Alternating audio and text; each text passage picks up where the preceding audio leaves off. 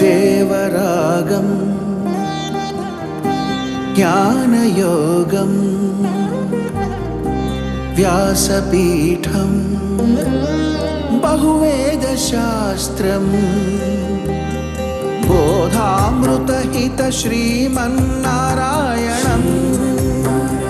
శివగౌరీ సంభాషిత సకల పురాణం అష్టాక్షరి పంచాక్షరి మంత్రావరణం అఖిల దేవతా సంస్తుతి పారాయణం జయ మంగళకరమీ ప్రవచన శ్రవణం అనుదినము శుభము సుఖము జీవన గమనం దేవరాగం జ్ఞానయోగం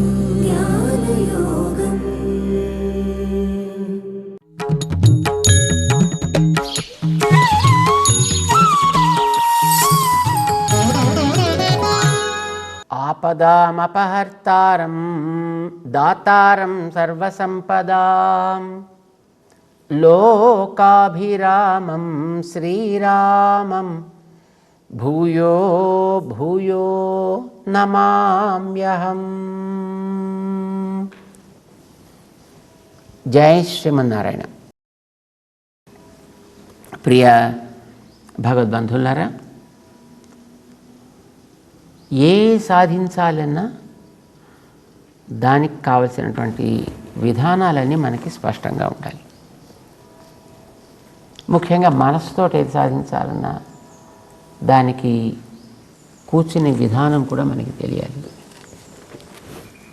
ఏదైనా ఒక జపమో తపమో మరొకటో చేయాలి అని అంటే ఎలా కూర్చోవాలి, ఏ భంగిమలో కూర్చోవాలి, ఎక్కడ కూర్చోవాలి, ఏ సమయంలో కూర్చోవాలి, చాలా నియమాలు ఉంటాయి. మామూలుగా మనకి ఆచమనం చేయాలంటేనే నీ ఆచమనం చేయడానికి ఏ దిక్కులో తిరిగి కూర్చోవాలి, తూర్పు దిక్కైనా తిరిగి కూర్చోవాలి, లేదు ఉత్తర దిక్కైనా తిరిగి కూర్చోవాలి.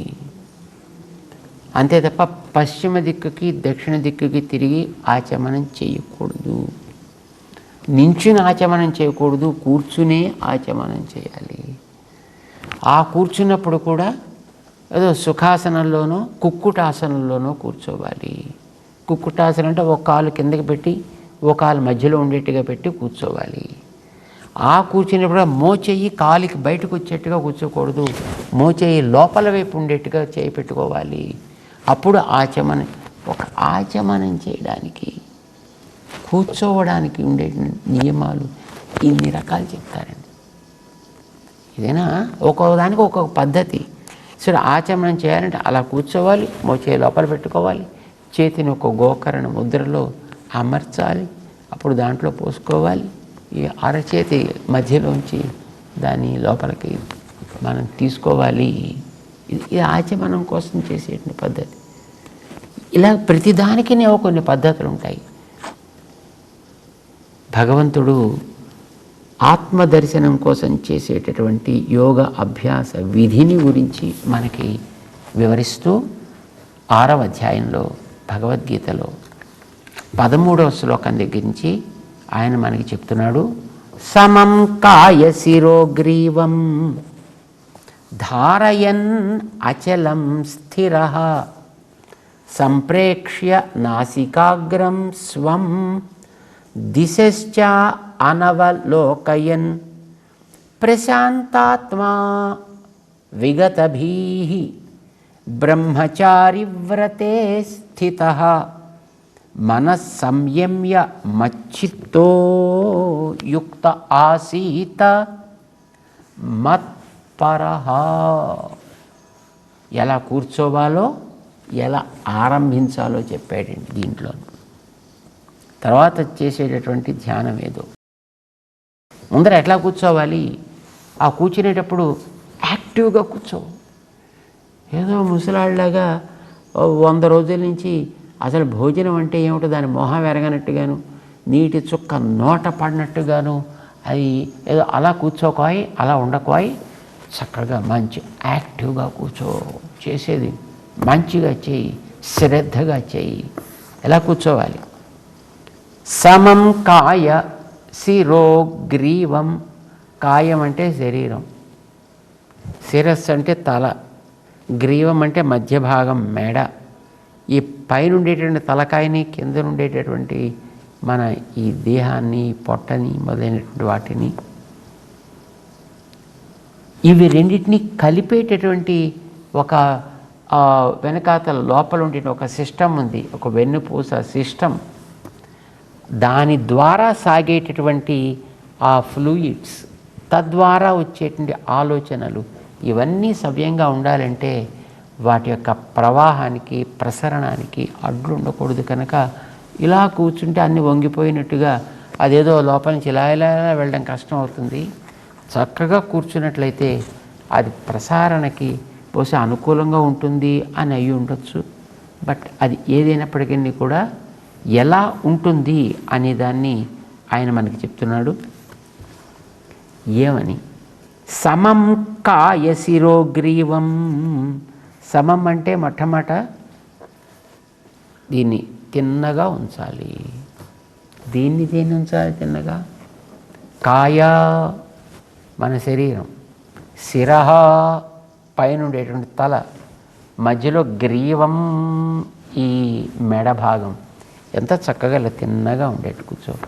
ఏదో మరీ బొత్తిగా ఇలాగ ఏదో అయిపోయి కూర్చోకుండా, అలా అని మరి ఏదో బొత్తిగా వంగిపోయి నేల మీద ఇసుక రేణువు లెక్క పెడుతున్నట్టుగా అలా కూర్చోకుండా చక్కగా స్థిరంగా కూర్చుని, మంచిగా కూర్చుని, సమం కాయ శిరోగ్రీవం, ఇవన్నీ కూడా ఒక భాగంగా ఉండేట్టుగా చూసుకోవాలి. 2 పదాలు ఇచ్చేయండి అందంగా ఇక్కడ. అచలం స్థిర అన్నాడు. అచలం అంటే చెలించకుండా, స్థిర అంటే నిలకడగా ఉండేట్టు. ఇందులో ఒకటి చెప్తే చాలు కదండి. చెలించకుండా ఉండడం అంటే స్థిరంగా ఉన్నట్టే కదా. స్థిరంగా ఉంది అంటే అది చెలించటం లేదు అని కదా అర్థం. కానీ కృష్ణుడు మనకి 2 ఇచ్చాడు.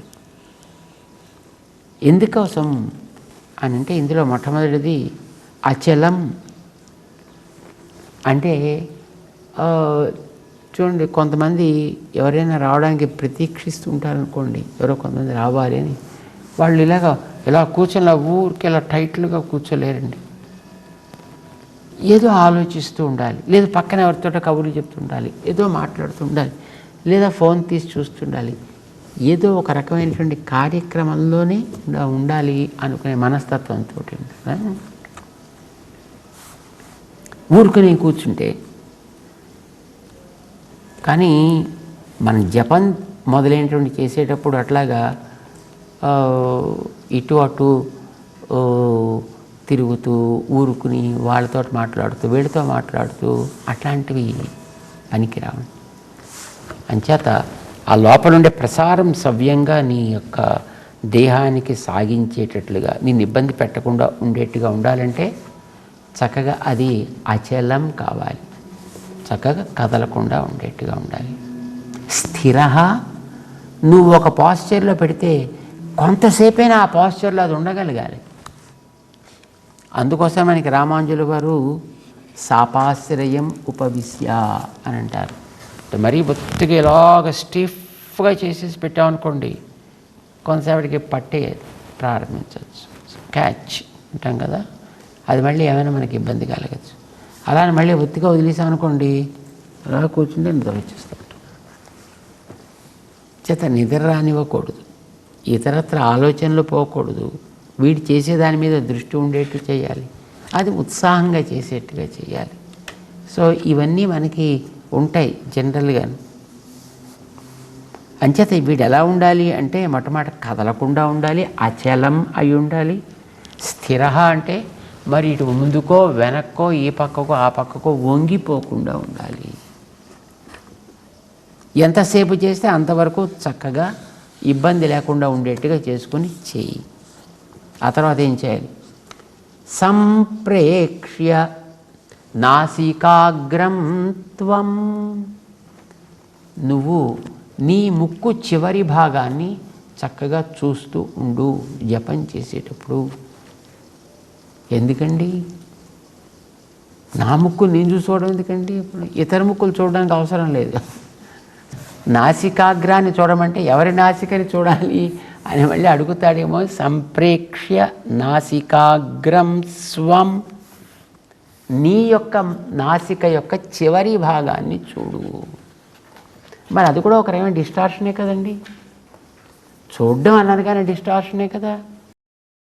అంటే మరీ బొత్తిగా కళ్ళు తెరిస్తే చుట్టూ ఉండే వాటిని కదలికల్ని చూడబుద్ధి అవుతుంది. మరీ బొత్తిగా కళ్ళు మూసేసుకుందాం అనుకోండి, మనకి తెలియకుండానే అలా నిద్రలోకి జారిపోవచ్చు. అంచేత మరీ కళ్ళు మూసుకోనకూడదు, అలానే బొత్తిగా కళ్ళు తెరిచేసి మళ్ళీ వాటి కనిపించేటువంటి విషయాల వెంట మన కనులు పరిగెట్టి, మన మనస్సు పరిగెట్టి, మన బుద్ధి పరిగెట్టి మనని డిస్టర్బ్ చేసేటట్లుగా ఉండకూడదు. అంచేత చక్కగా నువ్వు కనులు మరీ బొత్తిగా మూసినట్టు కాదు, అలాని పూర్తిగా మనం తెరిచి చూస్తున్నట్టు కాదు. నాసిక అగ్రమునందు మాత్రం నీ దృష్టిని జాగ్రత్తగా నిలపెట్టు. అర్ధ నిమీలిత నేత్రాలు అంటుంటారు చూడండి. అంటే మరీ బొత్తిగా తెరిచి కాకుండా ఇలా కాస్త కాస్త కాస్త కాస్త. దీనివల్ల మనకి బయటివి కనిపించవు, కానీ మనది మాత్రం మనకు కనిపిస్తూ ఉంటుంది. మిగతా చుట్టూ ఉండేటువంటి డిస్టర్బెన్సెస్ మనం ఏం చెయ్యవు. ఇందులో మరొక రహస్యం కూడా ఉంది. అంటే మనకి ఇక్కడ ఏదో ఒక చక్రం ఉందిటండి, ఏదో షట్ చక్రాలు అని అంటుంటారు, ఏదో అలాంటి వాటిలో ఎక్కడో చక్రం ఉంది అని అంటుంటారు. దాంతోపాటు ఇక్కడ మనకి ఈ భృకుటి మధ్య ధ్యానాన్ని నిలబెట్టడం అనేది ఒక పద్ధతి. ఇక్కడ మనకేదో పినియల్ బాడీ అనేది ఒక వెస్టేజ్ ఆఫ్ థర్డ్ ఐ అని అంటుంటారు, ఏదో వాళ్ళ టెర్మినాలజీలో. అలాంటిది ఇక్కడ ఒకటి ఉందిట. దాన్ని మనం యాక్టివేట్ చేయాలి ధ్యానం ద్వారా. చేస్తే అది మనకి మిగతా వాటన్నిటి కూడా అనుకూలపడేట్టు చేస్తుంది అన్నమాట. మామూలుగా మిగతా పనుల్లో మనం ఎంగేజ్ అయిపోయి ఉండేటప్పుడు అవి కూడా కాస్త ఒక రకమైనటువంటి అలా ముడుచుకుపోయిన దశలో ఉంటాయన్నమాట. వాటిని ఒక్కసారి ఇట్లా సాగతీసినట్టుగా యాక్టివ్ చేయాలంటే దానికి మూలాధారం ఇది కనుక, దీన్ని నువ్వు జాగ్రత్తగా ఇలా కిందకి లాగి పెట్టినట్టయితే బహుశా మనకి లోపల ఉండేటువంటి ఇడానాడి, పింగళ నాడి, సుషుమ్న నాడి ఇలాంటి వాటిల్లో ఉండేటువంటి కాస్త మడతలు కూడా పోయి అవి కూడా చక్కగా తిన్నగా స్ట్రైట్గా అవ్వటానికి అవకాశం ఉంటుంది. ఈ కంటితోటి కనుక ఇలా ముక్కుని గట్టిగా లాగి పెట్టినట్టయితే ఈ లోపల ఉండేవన్నీ స్ట్రైటన్ అవుతాయి అన్నమాట. Flow of thoughts becomes easy for us. Then ఆలోచనలు సవ్యంగా సాగుతాయి అని అన్నమాట. అందుకోసం అట్లాంటి ఒక స్థితి, అర్ధ నిమీలిత నేత్ర స్థితిలో నువ్వు ఉంటూ సంప్రేక్ష్య నాసికాగ్రం స్వం అది చూస్తూ ఉండాలి. దాని తర్వాత దిశశ్చ అనవలోకయన్. చాలామందికి ఒక అలవాటు ఏంటంటే, సరే పక్కవాడు ఎలా చేస్తున్నాడు అది చూద్దాం, దాన్ని బట్టి నేను చేస్తా. ఈ పక్కవాడు ఏం చేస్తున్నాడు దాన్ని బట్టి నేను చేస్తా. జనరలీ ఒక టెండెన్సీ, అసలు సహజంగా మానవుడి జీవితమే అనుకరణ ప్రధానమైనటువంటి జీవితం మనిషి కొన్నిటిని చూసి నేర్చుకుంటాడు. పెద్దవాళ్ళని చూసి కొన్ని, స్నేహితుల్ని చూసి కొన్ని, ప్రకృతిలో ఉండేటటువంటి ప్రాణికోటిని చూసి కొన్ని, ఇలాగా తన చుట్టూ ఉండేటటువంటి వాతావరణపు ప్రభావానికి లోనవుతూ ఉంటాడు. కనుక దిక్కులు చూడడం వల్ల వీడికి ఉండే లోపలి ఆలోచన చెదిరే అవకాశం ఉంది. అంచేతనైనా దిక్కులు చూడకు. దిశశ్చ అనవలోకయన్. తర్వాత ఏం చేయాలి? ప్రశాంతాత్మా విగతభీహి. ప్రశాంతాత్మ మనస్సు శమించినది కావాలి. అయితే మనకి గతంలోనే చెప్పాడు, యత చిత్త ఇంద్రియ క్రియ అని. ఇంద్రియ క్రియల్ని ఆపమన్నాడు. మానసికమైనటువంటి ఇతర ఆలోచనలు దాన్ని బట్టి వచ్చేవి కనుక, సరే మొదటిది అది ఎప్పుడైతే వీడు ఆపుతాడో దానివల్ల వచ్చే రెండోది కూడా సహజంగానే ఆగుతుంది, ఇంద్రియాలకి ప్రవృత్తులు ఆగుతాయి. దానివల్ల వీడు ప్రశాంతాత్ముడు అవుతాడు, అంటే మనస్సు కుదుట పడ్డవాడు అవుతాడు అన్నమాట. మనసు కుదుట పడితేనే భయాలు తగ్గుతాయండి. మనసు కుదుట పడనంత వరకు భయం భయం భయం భయం. మామూలుగా అయితే ఏమో ఏ పక్క నుంచి ఏమైనా పాము వస్తుందో, తేలు వస్తుందో, జెర్రు వస్తుందో, ఎలక వస్తుందో, పిల్లి వస్తుందో,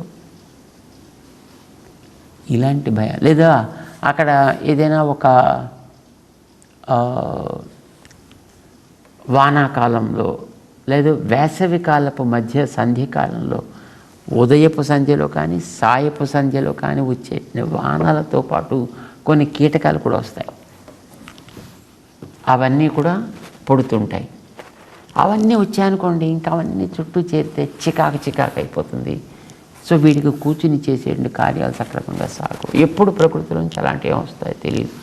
అలాంటివి రాకుండా ఉండేటట్లుగా నీ చుట్టూ ఉండే వాతావరణాన్ని కల్పించుకో.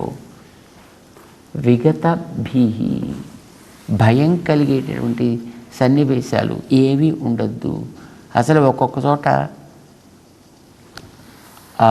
కొన్ని దృశ్యాలని చూస్తేనే మనకి అది ఆరాధ్య దృశ్యాలే, కానీ వాటిని చూస్తే మనకి జడుపు వచ్చేటట్లుగా ఉంటాయి. పెద్ద భీకరమైనటువంటి ఆకారం, కపాలాలు, పుర్రెలు, మొండేలు, వాటిలోంచి వచ్చేది తాకడం. ఇది అసలు కొన్ని ఆకృతులను చూస్తే అది మనకి గగురుపాటు వచ్చేటట్టుగా ఉంటుందన్నమాట. సో అట్లాంటి సన్నివేశాలు మనకి భయాన్ని కలిగించేవి ఏవి ఉండకూడదు. అది బయట జంగమ జీవులు ఏవైనా ఉన్నట్టయితే, అంటే ఏవైనా ఇతరమైనటువంటి జంతు జాతమో, పక్షి జాతమో, మరొక జాతమో ఏదున్నా అలాంటి వాటిని లేకుండా ఉండేట్టు మనం చేసుకోగలిగితే చాలా బాగుంటుంది. దాంతోపాటు ఆ చేసేటటువంటి సాధకుడు కూడా చక్కగా వాడు బ్రహ్మచర్యాన్ని అవలంబిస్తూ ఉండాలి. బ్రహ్మచర్యాన్ని అవలంబించడం అంటే వాడికి కొన్ని సాధించాల్సినటువంటి నియమాలు ఉన్నాయండి. నవవిధ బ్రహ్మచర్యము అని అంటారనమాట. 9 రకాలుగా ఉంటుంది ఈ బ్రహ్మచర్యాన్ని పాటించడము అని అంటారు. ఏమేమిటది? స్మరణం, కీర్తనం, కేళి, ప్రేక్షణం, గుహ్య భాషణం, న సంకల్పో, అధ్యవసాయశ్చ క్రియా, నిర్వృత్తిరేవచ. ఇవి 8 రకాలైనటువంటి బ్రహ్మచర్యము అని అంటారు. ఏతన్ మైథునం అష్టాంగం ప్రవదంతి మనీషిణః విపరీతం బ్రహ్మచర్యం ఏతదేవ అష్టలక్షణం అని 8 రకాలుగా చెప్పారు. అంటే సాధారణంగా అవి చేసేటటువంటి ధ్యానానికి, జపానికి తనకి వ్యతిరేకమైనటువంటి ఒక లింగంలో ఉండే వ్యక్తుల్ని చూసినప్పుడు కలిగే వికారాలు, ఇది వ్యక్తుల యొక్క ఆలోచనని పాడు చేసేవి కనుక అలాంటి వాటిని వీలైనంత వరకు తొలగించేసుకోవడం చాలా మంచిది. అది ఎలాగా, ఏమేమిటివి? దాంట్లో 8 రకాలు చెప్పారు. స్మరణం, తలంపు కూడా ఒక ప్రమాదకరమైనటువంటిదే. నాకు ఓకే ఆ వ్యక్తి అంటే ఇష్టం కనుక అంటూ ఆ వ్యక్తికి సంబంధించిన ఆలోచనలు సాగుతూ ఉంటే వీడు చేయదలుచుకున్నటువంటి ఆత్మ సాక్షాత్కారపు సాధన అనేటువంటి సాగనే సాగదు. అందుచేత అలాంటి వాటికి వీడు దూరంగా ఉండాలి. అవేంటో తలంపు, దాని గురించిన మాటలాడటం, దాంతో ఆటలాడటం, అసలు చూపు. మనకి మొట్టమొదట 2వ అధ్యాయంలోనే ధ్యాయతో విషయాన్ పుంసః, తలిస్తే చాలండి ముందర. ఆ తలవడం వల్ల తలంపులు క్రమంగా పెరిగి దాంతో వీడికి ఒక సంపర్కం ఏర్పడుతుంది. దానివల్ల కోరికలు పెరుగుతాయి. అవి తీరకపోతే కోపాలు వస్తాయి. అవి పెరిగితే వీడికి బుద్ధి పనిచేయడం మానేస్తే బుద్ధి మాంద్యం ఏర్పడుతుంది. ఇంకా బుద్ధి మాంద్యం ఏర్పడిన తర్వాత దానికి ఏదో ప్రతీకారం చేయాలనే కోరిక కలుగుతుంది. దాంతో రకరకాల పనులు వీడు చేస్తాడు. అది కోపం వస్తే ఒక రకంగా చేస్తాడు, ఇంకొకటి వస్తే మరో రకంగా చేస్తాడు. వీడు చేయదలుచుకున్నటువంటి యాత్ర ఏది వీడు సాధించాలనుకున్నాడో దానివైపు సాగేటటువంటి వీడి యత్నం, ఇవి రెండు మట్టుకొట్టుకుపోతాయన్నమాట. బుద్ధి నాశాత్ ప్రణశ్యతి దాకా జారిపోతాడు సుమా అని చెప్పాడు మనకి గతంలో 2వ అధ్యాయంలోనే. అందుచేత అలాంటి వాటిని మనం ఎంతవరకు అవాయిడ్ చేయగలిగితే అంతవరకు అవాయిడ్ చేసేసేయాలంటే వాటిని. చేసే పని మీద ఏకాగ్రత పెట్టాలి. అందుకోసం బ్రహ్మచారి వ్రతే స్థిత, దాంట్లో నిలకడ కలిగిన వాడై ఉండాలి. దాని తర్వాత అయితే ఇన్ని చెయ్యాలి అని అంటే దానికి మనస్సే కదా కారణం. మనస్సంయమ్య, మనస్సుని చక్కగా నిగ్రహించాలి. ఇంద్రియాల గతిని కనుక నువ్వు అరికట్టినట్టుగా మనస్సుని మాట వింటుంది. కానీ ఇక్కడ ఒకటి గుర్తుపెట్టుకోవాలి, అసలు ఆ మనస్సు కూడా నువ్వు చెబితేనే పనిచేస్తుంది, ఇంద్రియాలు కూడా నువ్వు చెబితేనే పనిచేస్తున్నాయి, నువ్వు చెబితేనా ఈ శరీరం పనిచేస్తుంది. మనకి తెలుసు మనం చెప్పింది ఏది శరీరం విందు. ఎందుకంటే అది ఇలా వంగాలంటే ఇలానే వంగుతుంది తప్ప ఇలా ఉంచుతాను అని ఎవడైనా ప్రయత్నం చేస్తే దానికి ఈ సిస్టమ్ కాస్త పాడవుతుంది, ఫ్రాక్చర్ అవుతుంది, డాక్టర్కి వెళ్ళాల్సి వస్తుంది. నువ్వు చేసేటటువంటి ఈ అనుష్ఠానాదులన్నీ కూడా పోతాయి. అంచేత అలాంటి వాటికి అవకాశం ఇవ్వకూడదు. సో ఇవ్వకూడదంటే మరి మన ఆధీనంలో కాదు కదా ఉండేది, ఎవరి ఆధీనంలో ఉంటాయి ఇవన్నీ? 2వ అధ్యాయం తెగించి చెప్పుకొస్తున్నాడు ఆయన. వెనకాతల ఉండి నడిపించేది నేను. కానీ ఆ విషయం ఎప్పటికప్పుడు మర్చిపోతుంటావు, మళ్ళీ జ్ఞాపకం చేస్తూ ఉంటాడు ఆయన. కనుక నాయనా నువ్వు చేసే ఏ పనికైనా వెనకాతల నేనున్నానని జ్ఞాపకం పెట్టుకుని నాతో కాస్త సలహా తీసుకోగలిగితే అది సక్రమంగా నీ మాట వినేటట్టుగా నేను చేస్తాను. అంచేత మనస్సంయమ్య, మనస్సుని ఒకసారి వాటి వెంట పడి పోవడాన్ని ఆపి, మచ్చిత్తా, దాన్ని కాస్త నా యందు పెట్టవయా, నీ చిత్తమునందు ఆలోచనల్లో నన్ను నింపు, నన్ను పెట్టుకో. దాని తర్వాత మత్పరః, యుక్త ఆసీత మత్పరః, నేనే లక్ష్యమని జ్ఞాపకం పెట్టుకో. నీ కోరుకున్నటువంటి ఆత్మదర్శనాన్ని ఇప్పించగలిగిన వాడిని కూడా నేనే.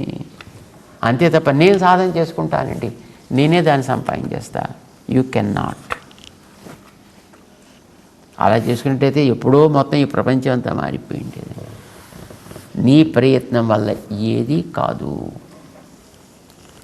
ఆత్మ విషయంలో, బయటవి చేసే విషయంలో నీకు కొంత అవకాశం ఇచ్చా, నీ శరీరానికి కొంత స్వాధీనంగా పనిచేసుకోగలిగిన అవకాశం దాన్ని కూడా నేనే ఇచ్చా. కానీ చేసుకుంటున్నాను నువ్వు అనుకో, కలిగే ఫలితాన్ని నువ్వు పొందు నాకు. కానీ లోపలి ప్రపంచాన్ని, బుద్ధిని, మనస్సుని నువ్వు నడిపించలేవు. వాటిని నడిపించేవాడిని నేను. అంచేత నేనే ఏదో ఉద్ధరించుకుంటానులేండి. ఆత్మత్రాణ ఉన్ముఖశ్చేత్ నమ ఇతి చ పదం. అలాంటి వాడికి ఒకసారి నమ పదం యొక్క అర్థాన్ని చెప్పండి.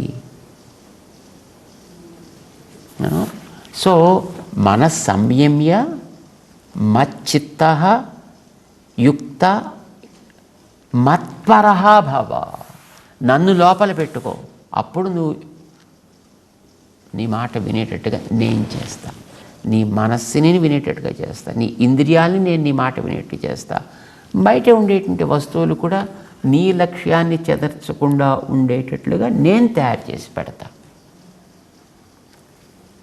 తన మీద విశ్వాసం ఉంచి, తన మీద భారాన్ని పెట్టి, తన సహాయం తీసుకున్నప్పుడే ఏదైనా జరుగుతుంది సుమా. ఇది యుక్త ఆసీత మత్పరః అని ఇప్పుడు చెప్పాడు ఆయన. కానీ గతంలో కూడా అలాగే చెప్పాడు. 3వ అధ్యాయంలో చెప్పాడు ఆయన, 4వ అధ్యాయంలో చెప్పాడు ఆ మాటని. మళ్ళీ ఇప్పుడు ఇక్కడ కూడా ఒకసారి జ్ఞాపకం చేస్తున్నాడు, మనకి రిమైండ్ చేస్తున్నాడు ఆయన. అంచేత ఎక్కడికి వెళ్ళినా ఆయన లేకుండా, ఆయన సహాయం మనకి చెయ్యకుండా మనం సాధించగలగడం అనేటువంటిది అసంభవం. చేత ఆయన తీసుకుని ఇప్పుడు నువ్వు సాధనని ప్రారంభించు అంటూ భగవంతుడు యోగ అభ్యాస విధి చేసే విధానాన్ని, కూర్చునే విధానాన్ని, ఎలా కూర్చోవాలో విధానాన్ని, ఎలా ఉండాలో దానికి కావాల్సినటువంటి ముద్రలని, దాంతోపాటు ఇంద్రియాలని మనసుని నడిపించే విధానాన్ని కూడా చెబుతూ ముందుకు తీసుకెడుతున్నాడు. వెళ్ళే ప్రయత్నం చేద్దాం మనం కూడా. జై శ్రీమన్నారాయణ.